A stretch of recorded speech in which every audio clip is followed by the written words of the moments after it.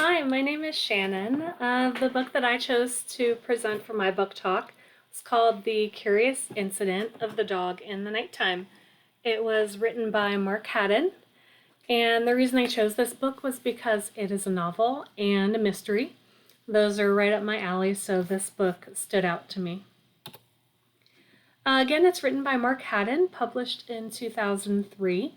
It is a mystery, but it's also a coming of age story for our protagonist, Christopher Boone. The themes in the story are truth and deception, family dynamics, logic and emotion, and neurodiversity at its core. It's won some awards and it's been kind of hailed from the New Yorker and lots of other notable prints and authors as a must read story. Our main characters are Christopher Boone. He is a 15-year-old boy. Even though it's not stated anywhere in the book, it is assumed that Christopher is on the spectrum. A lot of the characteristics that he has are similar to those who are on the spectrum. He's gifted in math and he loves prime numbers. He doesn't understand human emotions. He observes every detail in every environment, and he is the narrator of the story. His father, Ed Boone, is another main character. He's Christopher Maine's main caregiver. Wellington is the neighbor's poodle. And Siobhan is a teacher at Christopher's school. And he trusts her and she helps him kind of navigate social situations and emotions. This is a direct quote from Christopher Boone in the story. And it reads, "I see everything. That is why I don't like new places. If I am in a place I don't know and there are lots of people, it is like a computer crashing because it has got too much information and the processor can't handle it. And I don't take photographs because I can remember things. That is why I remember everything that has ever happened to me." All right, the plot for our story. It takes place in Swindon, England. It also has some settings in London as well.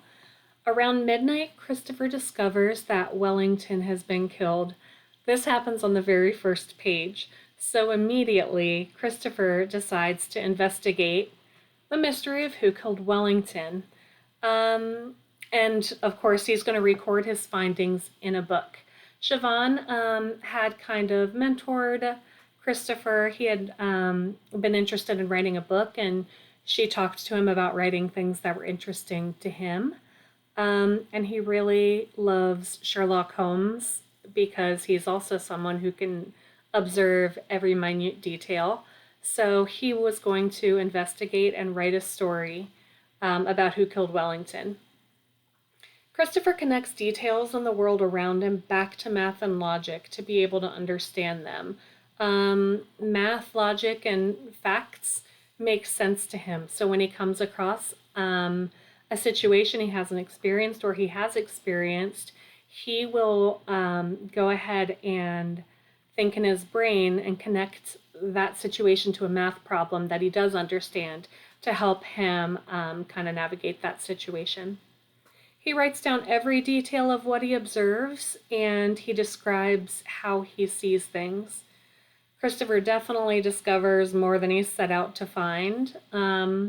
Uncovering truths and uncovering secrets really send Christopher on a journey of personal growth and a literal journey as well.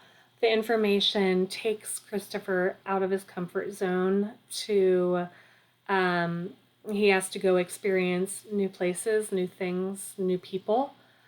And for someone who has very literal and kind of rigid black and white thinking and has problems with sensory overload, this can be really challenging. So he takes us on a journey of personal growth. Some notable details. It's written in first person. Christopher is our narrator. There's lots of visuals in this story, lots of mathematical problems, drawings, charts. Christopher's speaking to us as the reader, saying, laying something out and saying, see, this is how we do it in math. And again, it's making those connections back to something logical for him. And because he does love prime numbers, all the chapters are listed that way in prime numbers. Understanding Christopher. Like I said, very literal thinking. Everything's written in black and white, or he sees everything in black and white, rather. He doesn't understand metaphors. One instance in the book, he describes a sign in a park that says, "Stay off the grass." But Christopher says the sign should say, "Keep off the grass around this sign," or "Keep off the grass in this park," because he's saying there's lots of grass that you can walk on, so saying keep off the grass doesn't make sense to him. Structure and routine, he definitely thrives on order, and routines help him to manage his day and his emotions through the day. He discusses how his dad lays out his clothes for him every morning in order of what he puts on first. He details that his whole day is one big routine. Honesty, Christopher values honesty more than anything. He doesn't understand the point of lying or why people lie because it's not factual. So why would you say that? When trust is broken, we get to learn and kind of step into how Christopher's brain processes that information and how he responds to it. Like I said, he does have some sensory processing issues. He likes to stay in his own area, his own predictable areas, right? The ones that he knows, that he understands. So when he has to venture outside of those and move into different environments that he hasn't experienced yet, it really gives us a good look as to his understandings. Patterns and logic, the prime numbers, they help calm him. Logic helps calm Christopher's brain and his body when he's feeling overwhelmed or stressed. He will recite prime numbers in his head, as many as he can, until his body is calmed down. And then social unawareness. He struggles with social situations. He doesn't understand how to read cues on people's faces to understand how they're feeling or what they're thinking. Those are really baffling to Christopher. I added the money hall problem because I always thought this was kind of a cool one, but Christopher details it in the story with solution A and solution B, and he doesn't understand why people think that this is a confusing a problem to solve. To him, it's very easy, and he lays out formulas on the left, or on solution A rather, and then solution B, he writes it out a little bit simpler. And he talks about how intuition can sometimes be wrong because logic is how you make the right choices and the right answers. All right, who should read this novel? Anybody who's a fan of a mystery or detective stories, I think, would enjoy the story. People who enjoy character-driven stories and family dynamics. Like I said, this is a story about Christopher and about how Christopher sees the world. So I think that it's really interesting for to kind of see how he develops through the story. People who enjoy learning about different perspectives, I think, would really enjoy it. Having an open mind and reading really gives us a little bit of an understanding or a little glimpse into what the world could look like for one person on the autism spectrum or one person who is neurodiverse. And it really, for me anyway, it really built such a picture that you learn to appreciate really how a different mind might work. And then people who are interested in stories with emotional depth. Connections to this course, so understanding Christopher. He is a 15-year-old boy, and he does go to school. It's a special school for students with disabilities. I believe that, of course, there would be plans for transitioning Christopher to post-secondary life.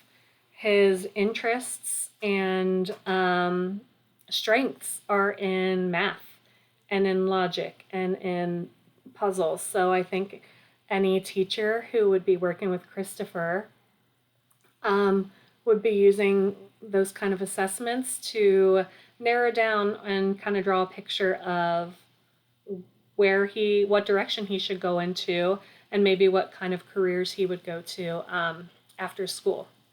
And then a couple of fun activities that I thought would be really cool for people learning how to see other perspectives. Professional development opportunities, I think, would be a great way to kind of get a good glimpse into how everybody sees differently, and or how they think Christopher thinks, or how Christopher sees the world. So maybe assuming that all the teachers or educators, whoever might be at this professional development opportunity, would have the chance to do an art or a sensory project, that they would use kind of loud colors to represent how Christopher sees the world, how they think he sees it after reading the book.